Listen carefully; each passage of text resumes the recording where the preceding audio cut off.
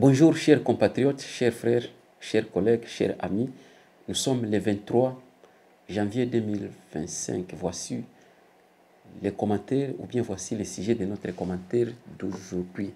L'interview du ministre de la Communication de la République démocratique du Congo, Patrick Muyaya, sur la France 24 et la réponse de Vital Kamerhe sur le discours de haine ou bien la stigmatisation de Tutsis à l'est ou bien en aire de Congo. Nous allons aussi terminer notre commentaire par la confirmation de TV5 Monde sur la prise de la ville de Minova par les agresseurs ou bien par les soi-disant M23. Je suis Christian depuis Congo 26 TV. Mswahili tutaongelea interview ya minister wa communication Patrick Muyaya kuvyombo vya habari vya Ufaransa, na vile vile tutaongea majibu ya mkubwa wa bunge Vital Kamerhe kuhusu stigmatization ya Watusi Kongo, na tutamalizia vile vile na kuhakikisha kukamatiwa kwa jiji pia kwa town ya Minova na wavamizi kutoka Rwanda. Naitwa kwa jina ya Christian kama kawaida. Donc msisahau kushare, kulike na kusubscribe ili nguvu tupate kufanya kazi za Bwana comme notre appétit. La voie passée ou bien l'activité de cette chaîne, cette YouTube chaîne YouTube plutôt. Toujours, on commence par l'activité donc internationale. Tunakia tukablana nayo mpaka tunafikia kupale na ndio tunaishia kule. Sababu jana jana ilikuwa inauguration ya Donald Trump, wa president américain mwenye ashaanza deja kazi yake. Donc Africains wako nachunga waangalie qu'est-ce qu'il va faire. Mais tusha hiyo yatafanza, tushasikia deja mamiri maondi. Alors tunaanza chunga tundo realite. Tu ewa wako kisa ba president wengine ebo kusema ikuwa kimingi, mais action ndio inakuwa mingi. Kuagir kwabo inakuwa mingi par rapport ya kusema.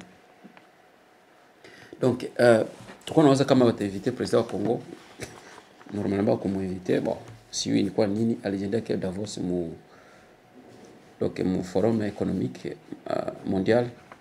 Il paraît que hawakupata invitation ya kuparticiper ku ile inauguration, quelle que soit la situation climatique qui va permettre mpaka kisibali ifika ku shindo kuifanyia nje wakaenda ifanyia msale. Donc nombre ilikuwa invité kwa pengo participer moi ile cérémonie hawakuwa participer tel qui balikuwa wana planir.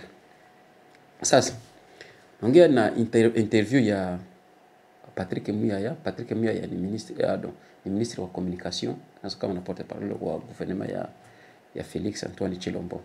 Na avant comme d'habitude ya commentaire yetu tusikie kwanza hii video ya quelques minutes interview qui sont en interview pour France 24 concernant la situation donc dans la République démocratisée du Congo. Tolandanana.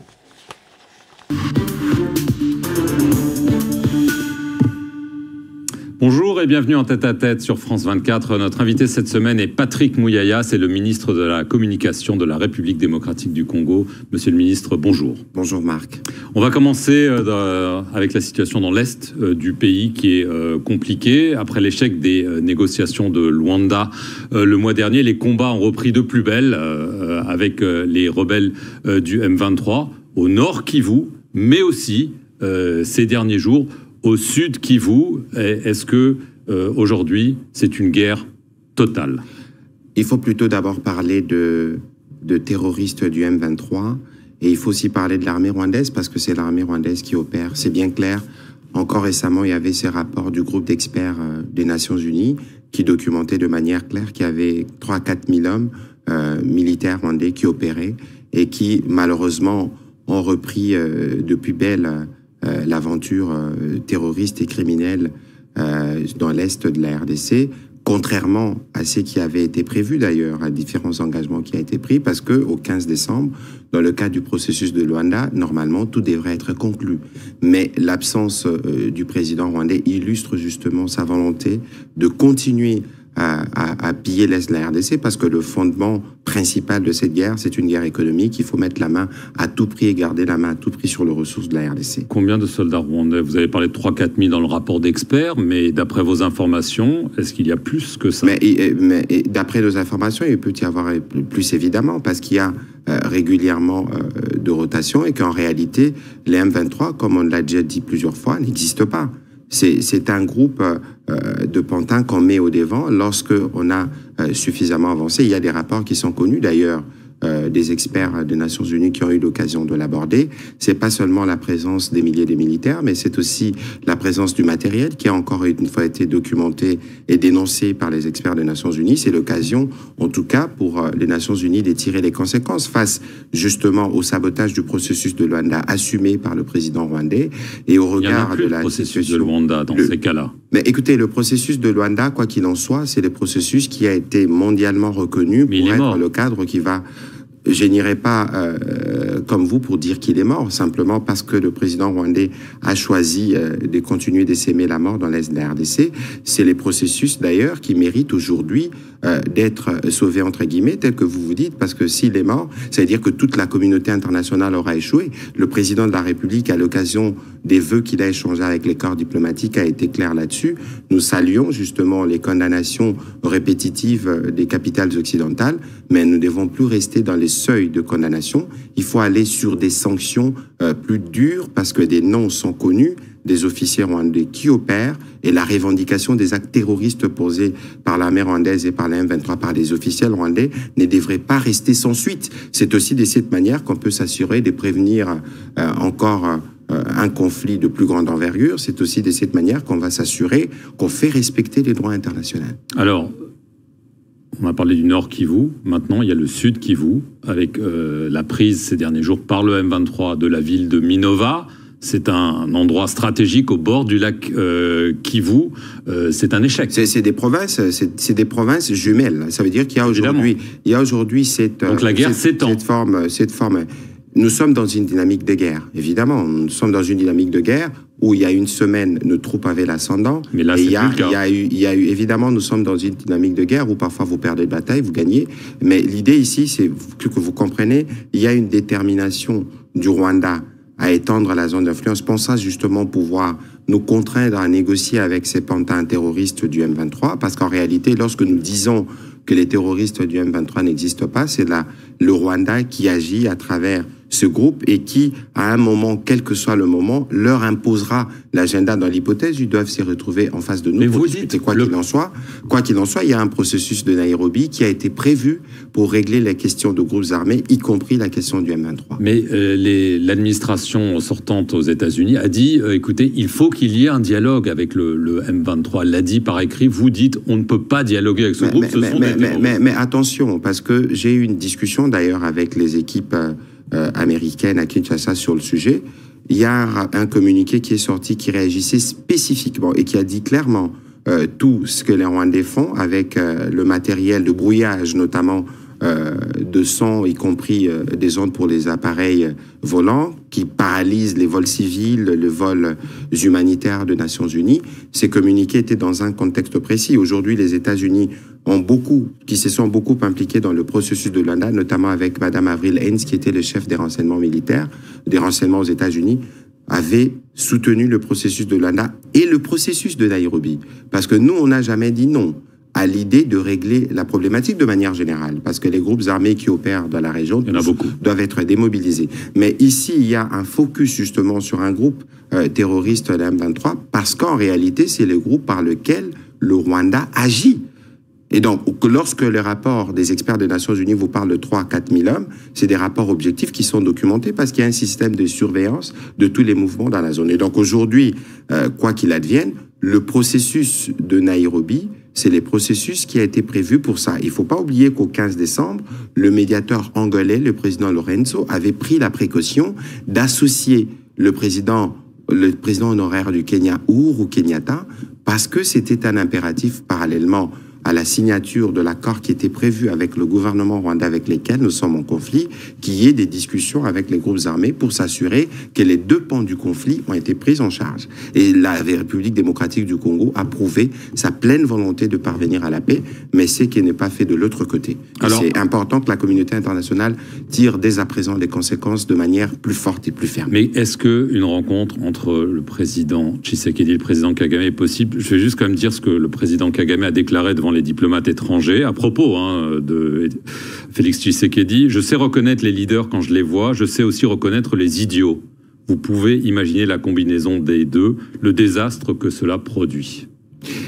Écoutez, le président Kagame qui, ces derniers jours, n'a plus des caractères taiseux, a besoin de s'exprimer, il est fait maladroitement. Parce que non seulement qu'il a manqué d'égard au président angolais, qui était bien mobilisé dans le cadre de ce processus, mais sa sortie médiatique, c'est illustratif justement de son état d'esprit qui est pleinement dans la bassesse, parce que lorsqu'on commence à verser dans l'insulte à ces niveaux de responsabilité, c'est illustratif justement du caractère, passez-moi l'expression, un peu mégalo qui le caractérise. Mais je pense que tout ça doit être arrêté, y compris par la communauté internationale, parce que c'est cette attitude des nervosités qui pousse à ce qu'il y ait plus de massacres, parce que lorsque vous parlez, par exemple, de la prise des Minova, c'est que vous ne voyez pas, c'est qu'on ne vous dit pas, c'est qu'il y a des massacres systématiques qui sont opérés sur le jeune volontaire de la défense de la patrie qu'on appelle Wazalendo. Donc c'est de manière systématique. Il y a encore des rapports qui nous sont parvenus, en tout cas par des observateurs qui sont localement, qui nous ont parlé des 70 à 90 jeunes, parce que c'est systématique, parce qu'il faut s'assurer que lorsque on fait une prise comme celle-là, on s'assure qu'on étouffe, et on fait de parades de manipulation. Vous savez que, par exemple, dans cette guerre, le Rwanda a démontré de plus en plus que c'est véritablement l'empire et l'industrie du mensonge qui, de manière régulière, pompe à peu près 1000 tweets par jour, ce que moi j'appelle depuis quelques jours le poison rwandais, la manipulation, la désinformation, le mensonge qui est revendiqué au plus haut niveau du pouvoir. Mais militairement, c'est eux qui avancent.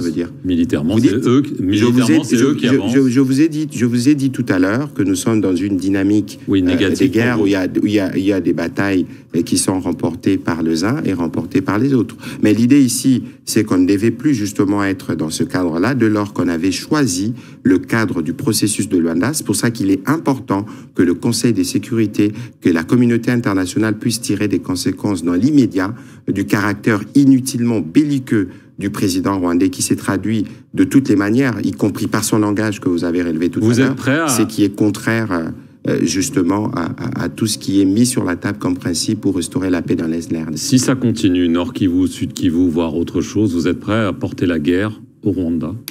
Écoutez, de toute évidence, toutes les hypothèses pour nous sont à table.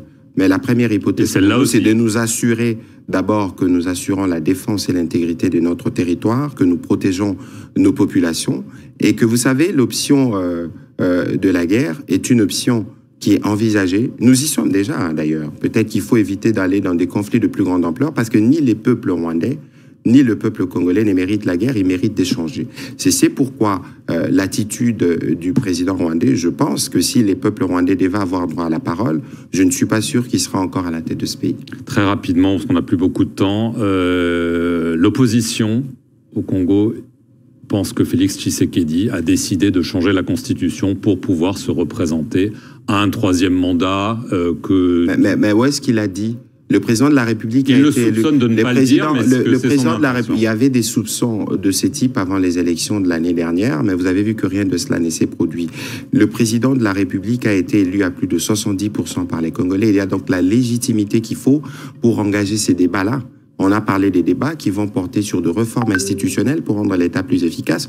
Moi, je connais personne de l'opposition que j'ai eu à rencontrer dans les cadres notamment de mes activités parlementaires il y a quelques années qui a dit non au projet de la Constitution. Ici, dans l'attitude, je perçois plutôt comme une forme de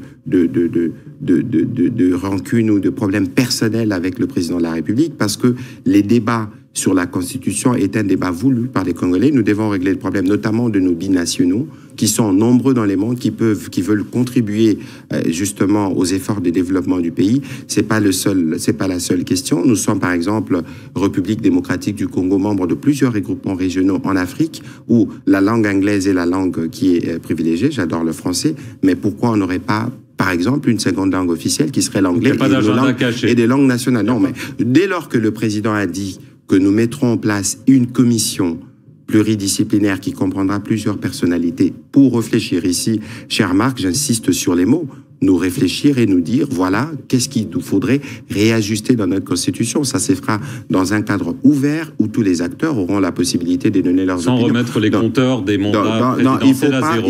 Il faut pas aller dans ces débats, j'allais dire inutilement suspicieux dans ces contextes, parce que l'idée principale pour le président de la République, c'est de rendre l'État plus efficace. C'est de rendre l'État plus efficace, capable de donner des réponses rapides aux préoccupations des Congolais. Et je ne pense pas qu'un seul leader fut-il de l'opposition peut s'opposer à ce qu'on renforce le moyen et l'efficacité de l'État pour régler les problèmes des Congolais. Patrick Mouyaya, merci beaucoup d'être venu sur le plateau de France 24. Et merci à vous d'avoir suivi cette émission sur nos antennes. Donc, moi, j'ai vu une interview, Patrick Mouyaya. Banauliza vya mingi, mais nilisoulever certaines questions zenye tutakomante iko. Si hapa hatakuwa kinakia leta habari, atuendagi kufield, atuendagi mtere kwenda rekolte information tutike zidifize. Nono, siye kama yatuelewa siye banafanza apres kufanza shi tunakia komante vile vyenye balifanza. Donc ni commentaire na fait. C'est-à-dire banafanza hivi Patrick Mouyaya par exemple hapana par exemple ndo reality alienda ku France 24 bakamuinterview bibi aliongea na shitu nakamatia pale ndio tunakia komante si batia kufuata commentaire ndio role yetu mwale sa commentaire na ndio tuko na éveiller peuple congolais ba sentinelle tushaka itika kwa sentinelle ba peuple congolais donc tuko na ba éveiller bale bebe kona besoin Congo ikusa nchi nyingine bebe kona besoin Congo baione Congo vraiment sa pays hapana ile Kongo yenye tuko tunaona sahi. Nawaza kama petite ni badogo surtout bale ba kwa Swahili banasemaga se banyonge ndio kuna penda baone vile. Mais bale bako banakula bale ba bourgeois ebo kwa situation iko sawa. Donc jubitu masolo iko bien kwao. Sa question ya Patrick Evisa namuliza Patrick Kemia ya banamuliza juu ya avancer ya ba M23 comment gisi armée haiko na répondre gisi napasha répondre comme un état. Patrick Mia yeko natuonesha kama ni no ba M23 gisa naongea maana kuonesha kama no ba M23 banaweza biko appuyer na armée rwandaise na akisema vile donc armée rwandaise yanosha kama armée rwandaise iko natutia mboga na iko nafanya léger ya ennemi maana kuonesha kama armée rwandaise iko nguvu ndio maana ba M23 kuna uwezo donc biko appuyer na armée rwandaise comme si armée rwandaise nayo ishakuwa na qualification dunia kama ni armée yenye kuforte d'après kusikia bien naongea vile so kimuuliza mbona na mweni pays jani mwe armée iko nguvu c'est ça la question on muuliza so jani mweni Congo na ni pays jani armée mwe iko nguvu nini ndio nakosa ba vive kuwaza ba faible kuona be bataki baone Congo iko mzuri bataki kuona Congo na iko senti nyingine bataki kwambia semeno armée iko infiltrée aseme no Joseph Kabila aliachana infiltrer armée so kama Joseph Kabila aliachana infiltrer armée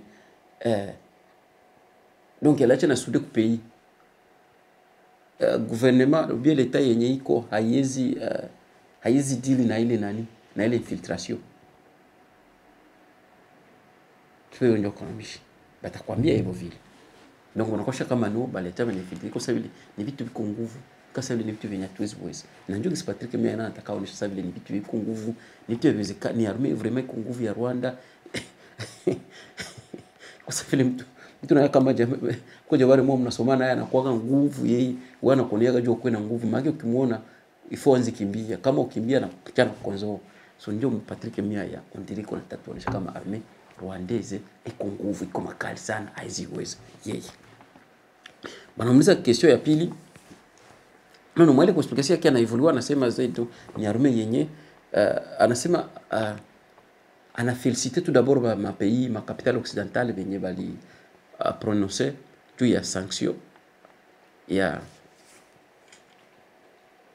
sanction ya Rwanda, mais anasema kama basishie ça pale, donc il fallait ça bakamate action, c'est-à-dire ukisanctionner mtu hausemaki tu tunakusanctionner wala condamner, tunakondamner tunaacha vile. Donc il faut na condamner mtu sana mkondamner, il faut namkamatia na sanction. Donc il faut napenda Patrick Muyaya angala na chunga ba français, ba européen, ba canadien, ba américain, ba israélien, ba anglais, ba allemand, ma Afrique du Sud bakamate sa sanction juu ya Rwanda. Yeye kuna ndio biangana chunga yeye attaque l'État. Donc attaque gouvernement kuna chunga hebu ndio bakamate sanction. Yeye hana nguvu ya kuweza kukamata sanction. C'est-à-dire Ukraine ava ba occidentaux ba sanctionner Russie. Donc Ukraine ilichungaga kwanza mbele ikisanctionner Russie. Ou bien Ukraine ndio ngefaa pas sanctionner kwanza Russie, après ndio naambia sawa occidentaux na waangalie mfano kwa Ukraine. Mais yeye haiko na favori, iko na chunga bazungu. Hizo mapenzi ya bazungu ndio sanctionner kwanza Rwanda. Comme ça ndio Patrick Muyaya naye gouvernement yake naye itakia sanctionner Rwanda. Et puis akusese na kasema kama no biko na violer droit international. Donc le droit international qu'on a violé ni ya wapi, iko na expliquer le pengo. Sasa kama wana violé nani sheria ya dunia, kama iko na violé droit international kama na violé, wewe atake victime wa ile violation, réponse yako inapaswa kuwa nini? Est-ce qu'on unapaswa chunga uenshindo kuna lalamika, ou bien unapaswa répondre dans les médias, puisque uko na réseau tapata soutien international, puisque uko na défendre droit yako. Gisi tuliona Ukraine, tunasema kama no Ukraine wanaweza fanza Amerika walikamata mabunduki na NATO yote wakasigabulia ba Ukraine, sasa vita ilianza hivi na Russia. Bakambia kama no mnachoka na mabunduki juu mko na defendre survie yenu, mko na defendre, il faut mu defendre. Hakuna vile mnaweza fanza bila kukamata bunduki mu defendre. Mais yebo sasa kusema bafai vile, habiko nafaa vile, bangali na chunga communauté internationale. Niambia ile siku kama Congo ni pays ya communauté internationale. Tout en oubliant que Kagame naye ni membre wa communauté internationale. Bale ba makoro biko namleta ndio bale benye communauté internationale. Aseme no communauté internationale inaonekana naye inashindwa. Nilisema tena ile siku hii communauté internationale konombio ukisikia mtu kuna appliquer ni terme politique na ruhusiwa, haujirefere kwa kitu. Donc haujirefere hakuna, je dirais que hakuna, donc unafaa vitu kwenye hapendi kupreciser mtu mwenye kunafaa vile vitu. Ndio maana ya ile communauté internationale. Et puis bakaevolue akamwambia hivi journaliste wa France 24 akamwambia hivi kama President Kagame devant ba diplomate étranger kule Kigali. Ma propos juu ya Felix alisema Kagame akasema kama je connais les leaders quand je les vois et je connais les idiots quand je les vois. Journaliste huyo anauliza sana muuliza ministre Patrick, est-ce que hizo terme mbili ukisikombine, est-ce que unasikia madega, unasikia disaster yenaacha, unasikia madega yenaacha? Sasa hii terme mbili hizi si journaliste atoka ziuliza, siko na créer kitu, niko naongea tu ndio vile balisema vile anamuliza disaster inaacha madega yenye, donc kuita president wa pays ingine aseme ni idiot.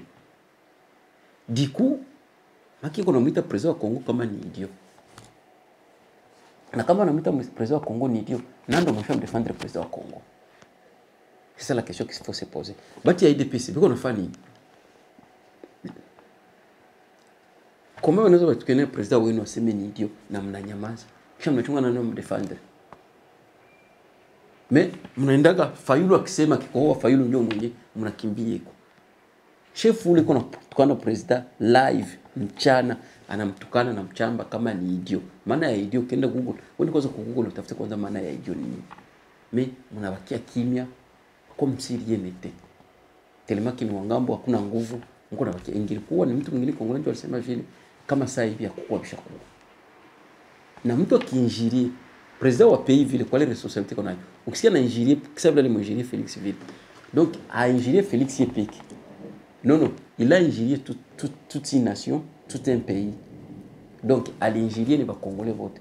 C'est-à-dire que si les Congolais, tout comme un idiot, c'est l'eau compréhension, il y a Paul. Et bien sûr que Paul a échimé qui va Congolais. Ah. Il y a Paul a échimé va Congolais comme afin qu'il vive en Fanzaka. Donc, il y a échimé. So, na ni nguvu kusema ashindwe kumheshimia president wa Kongo. Kisha unaambia sasa tuheshimia wa Kongole. Na ndio maana anawaita baidio.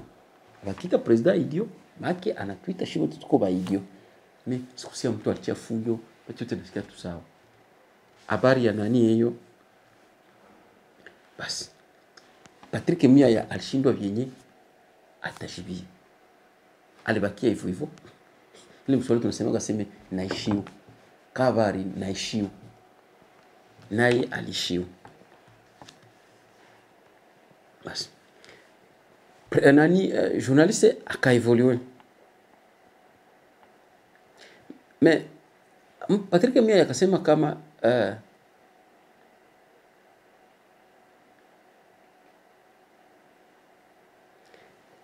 Kagame Paul donc amkosea Félix Yepeke adabu tu. Na alisema kama shamkosea na president wa Angola adabu naye. Donc si yusa le president wa Angola kumkosea adabu kama alimkosea adabu peut-être juu ya wakati tuliona nani Joe Biden alitoka kule kwa Tanzania anashipega mu Angola kama alikia comprendre kama ndio anatapatia masolo tu msabu kama nani hii corridor ya Lobito Kagame alikuwa anakatala semeno ile shimete wasijenge atu kama kumpatia contrat kama hii kama walikorogana juu amsikia wifu kama nashaiona Joe Lorenzo nashaiona na bazungu naye kishaanza mkonsidere kama ndio maana hatuyui. Mais la proxy Patrick Muyaya anasema kama no alimkosea na president wa Angola adabu. Puis nakaongezea donc que Kagame biko nafanza ile parti ya kubana Minova. Anasema kama iko na aliua bazalendo au moins 80 combien. So kuua kwa Kagame ce n'est pas un problème.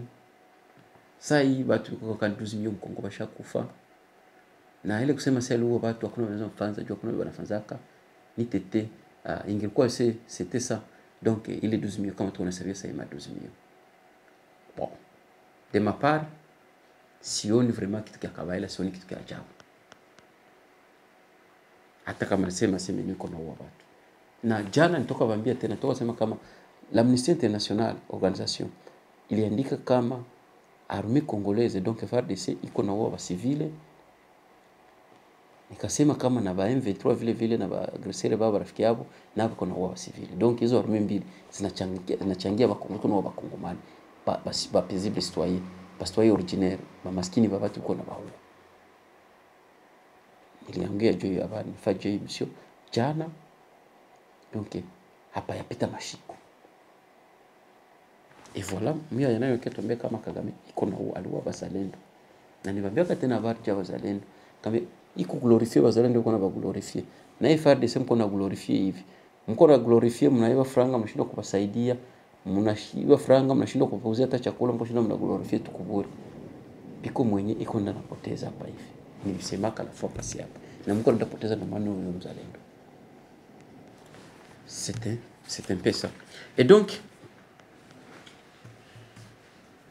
bakaendelea journalist akamuuliza est-ce que tellement que Rwanda saa hizi inakuema akamuuliza nombre ya ba Rwanda ba soldat Rwanda biko mule Kongo na akasema kama deja rapport ya expert ya Nations Unies basha kupana rapport wanasema kama ni 4000 yenye iko na apoyo iko napigana na FARDC. Kama iko napigana kama iko na wachetu kiwanja hatuyo. D'après kisi journaliste alimuuliza. Basi, journaliste akaevolue na kumuuliza, akamwambia sasa hivi basha bana Minova na Minova ndio ilikuwa dernière ville yenye na relie notamment Sud Kivu na Nord Kivu. Bon, akasema kama no ile ni ma province mkuu na mloko. Basi unaweza kauliza est-ce que sana mtaenda piga Rwanda?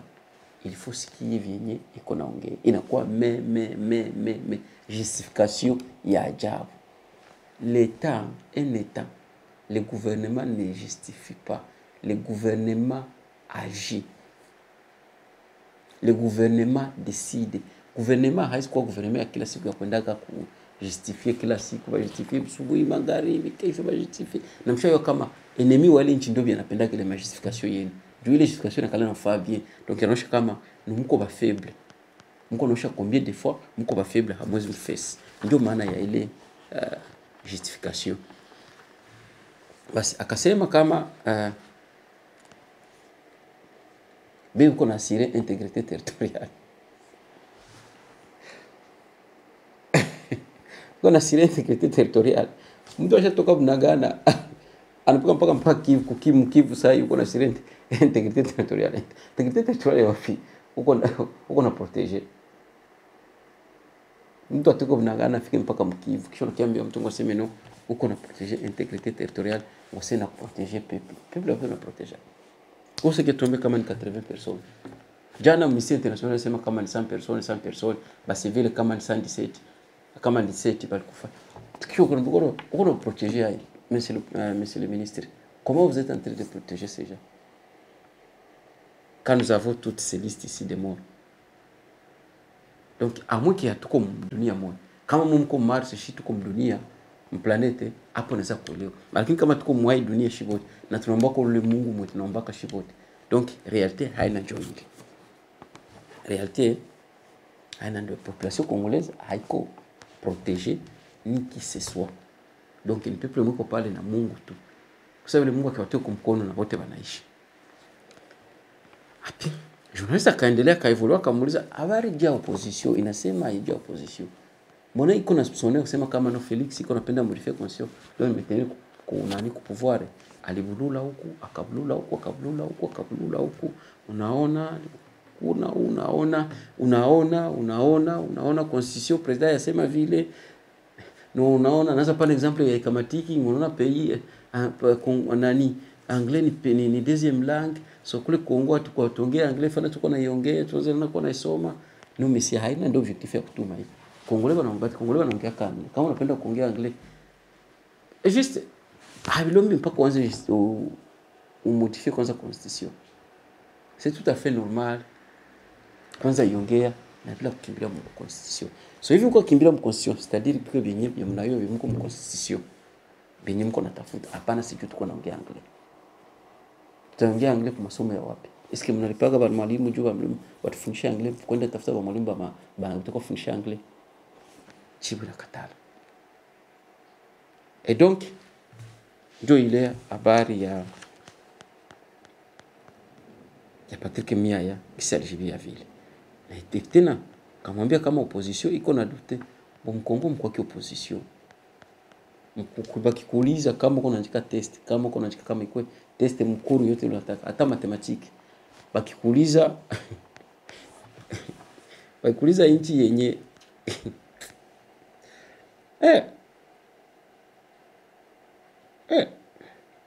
bakikuuliza inchi yenye kwa opposition siende wapi na wapi pita chagula tu Kongo haikuwa kina opposition watu wote ni majority na watu wote ni opposition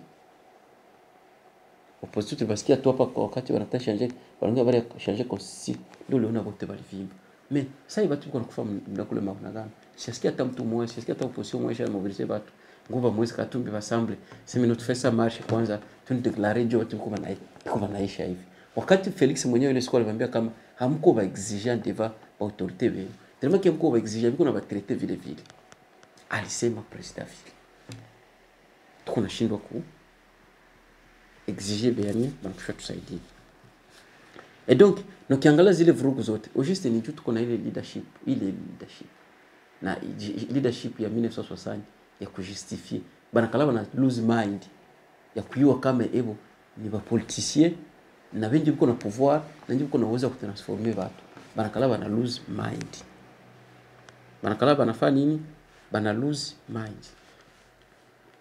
Asa avant ya kuevolue na ICG ya pili, tufate kwanza hii video comme ça ndio tu évoluer nayo. Et il y a des tripartites, il y a des solutions qui ont été proposées qui n'ont jamais été appliquées. Ce n'est pas la responsabilité du gouvernement. Deux, ils ont parlé des discours de haine. Je ne sais pas de haine contre les Tutsis. Moi, je suis ressortissant ici. Donc, je suis bien placé pour dire que les Tutsis ne sont pas stigmatisés en République démocratique. Au contraire, ils font partie de toutes les institutions de la République démocratique du Congo, en commençant par la présidence. Il y a certains conseillers du chef de l'État qui sont d'origine qui sont des Tutsis. Nous avons au gouvernement, si nous parlons aujourd'hui de l'Est de la République démocratique, quel est le gouvernement le plus important, si nous prenons le nom et le Sud Kivu? C'est le ministère des Infrastructures. C'est occupé par Guissaro, il est Tutsi. Est-ce que Guissaro, on l'attaque à Kinshasa, on fait du mal à Guissaro, on laisse travailler?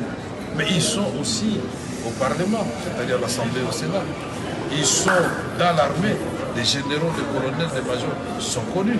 On peut donner la liste, mais ils sont aussi dans les cours de tribunaux. Tout cela a été démontré ici. Mais la délégation de la République démocratique du Congo, fidèle à la vision du président de la République, son Excellence, Félix Antoine Tshisekedi Tshilombo. Donc, huyo ni Vital Kamerhe Lwakanyingini. Wengine wanamuita Vieka. Mtu mwenye alifunguaka 21 mais akakalaka tumprezo hata une semaine. Tout depuis politique ya Congo, si kama iko na miaka ngapi? Iko mwale politique ya Congo, mais hayatokaka semeno achie vingine. Bado hayatokaka. Gisi mnasikia iko nasema. Anasema sio walikuwa wanaongea na nani, anasema kama no watu badonge huko nasema seme Rwanda Kagame iko nasema seme kwa autorité congolaise biko na propager discours de haine. Ndio Kamerhe pale iko anamwambia pana achia tukana na propager akana na display nani kuna propager anani ya discours ya haine hapana juu ya Batusi wanaishi Kongo. Akasema kama wakonge stigmatize.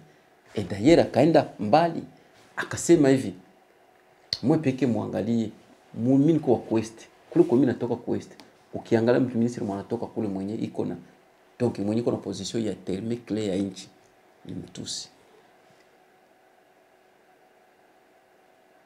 Tamaka akasema kama ni mtoto msingimani Mtusi akaevolue akasema tena kama piko bebe na vingine biko mparlema na vingine banatumika mkabine ya chef de l'État. Ndio vyenye alisema. Ukisikia alikuwa anaongea na viko hali kuna viongea mu context kuna viongea ndio tuko mwele logique, mwele philosophie ya justification. Iko na justifier kubeba huku na beba huku na beba huku one biko hapa qui est vrai. Bale ba jogisa alibasema kwa biko kote biko iko. Ni ba généraux ni ba colonel ninyi wote mnaona jana kisi balikuja hapa. So kianza jiuliza aba jamaa kwa depuis zamani wakoka mwalume hivi. Nini ilifika kusema captain ayala mwalume sasa hivi? Wanapashwa kwa piko kope. Piko kitu. Fungula macho, fungula akili. Piko kitu. Before it being too late.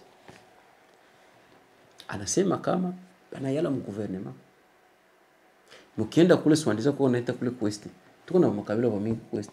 Tukante kwanza example ata kabila tatano wala tasito. Depuis vile vingine sasa sema particulièrement mu territoire ya Uvira. Tunaiwa kama politicien ni député. Okay, député haiko position. Député haiko kazi. Sikuwa mnaona mchai na himo mtu kuwa député il faut kuwa na kazi yako. Anakuwa ndio banaenda fa ki volontaire tu. Mais ewa pokea yake atairande. Evo haba pokea yake atairande kule kushini.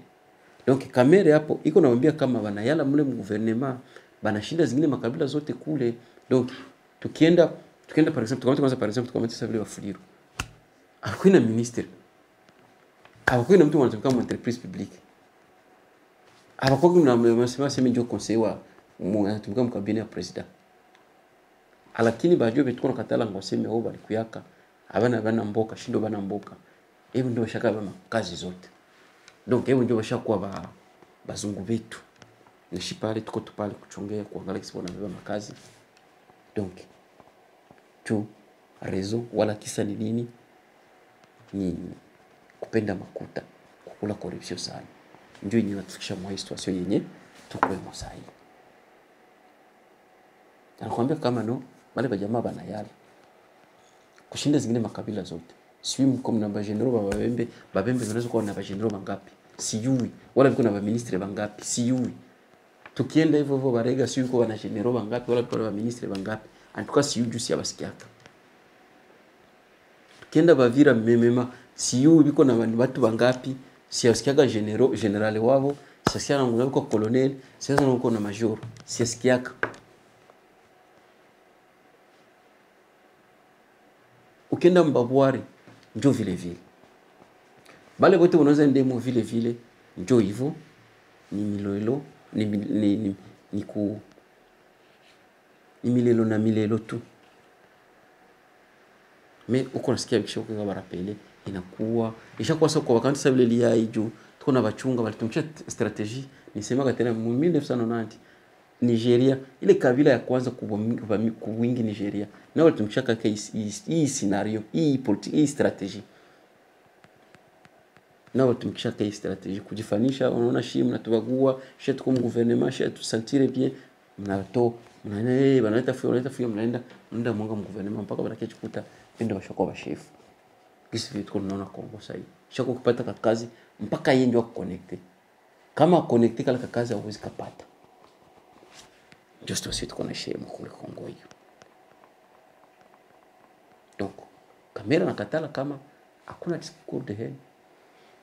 Sina sema député alikuwa kikazi mimi walienda tukamata Gisaro banamtia pale ukimuuliza alifika pale hai nguvu gani alifika bali mvotaka wapi na watu ngapi walimvotaka hawatakwambia telema kebiko mwale habari ya justification na kule ndio kunatoka quelque chose il faut bayi angalie kisi biko na arranger à l'amiable tu tukwemo saa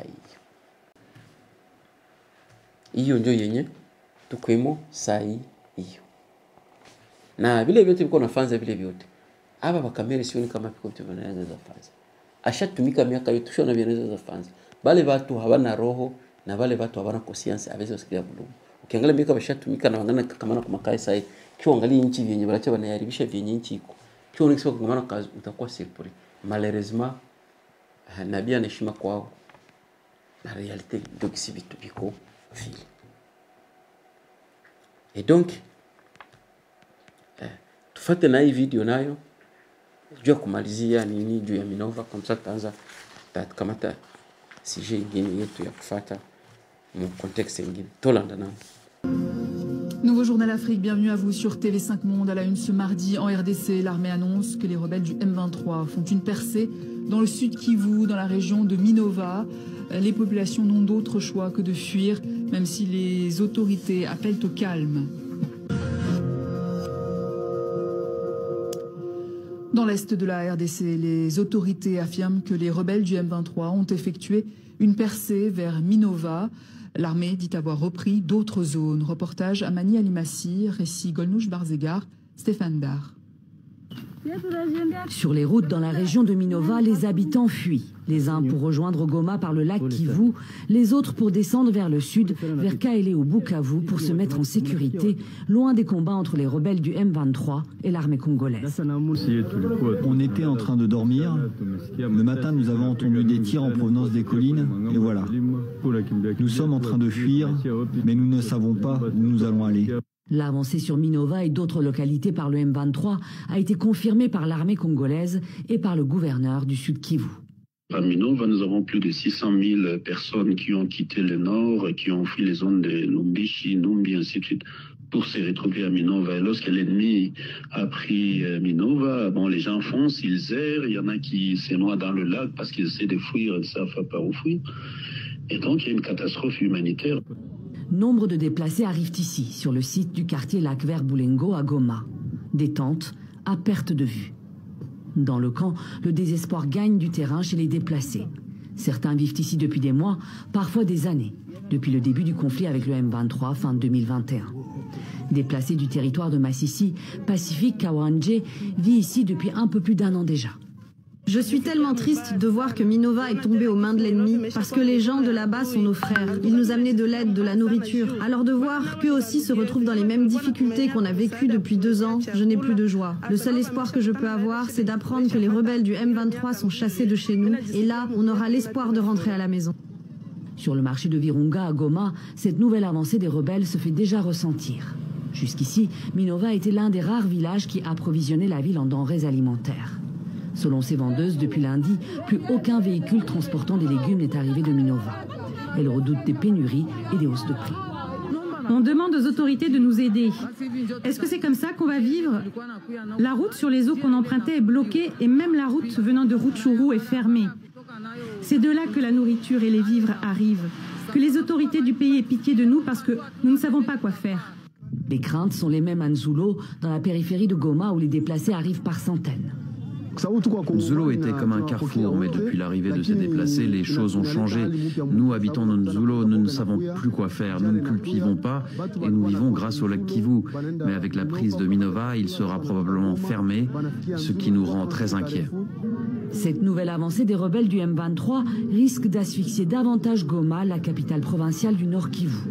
Selon le gouverneur du Sud Kivu, la riposte est en train de s'organiser pour reprendre les territoires conquis par le M23. Donc hiyo ni TV Monde. Hapo sita komante sana, ilikuwa ni kukonfirme tu kama balibana mwingine, kama ni kukamata, kama kisibalelewana itaenda. Najua nipenda tukuonesha hiyo video hapo, hakuna commentaire.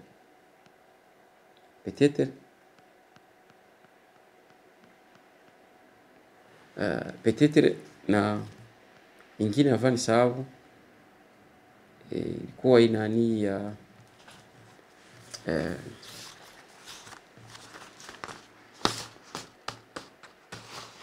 ilikuwa ya FARDC kama ya gouvernement Congo kufunga bule mapirogo kwanza pita Black Kivu usiku. Donc ile nikupenda kuua watu na njala.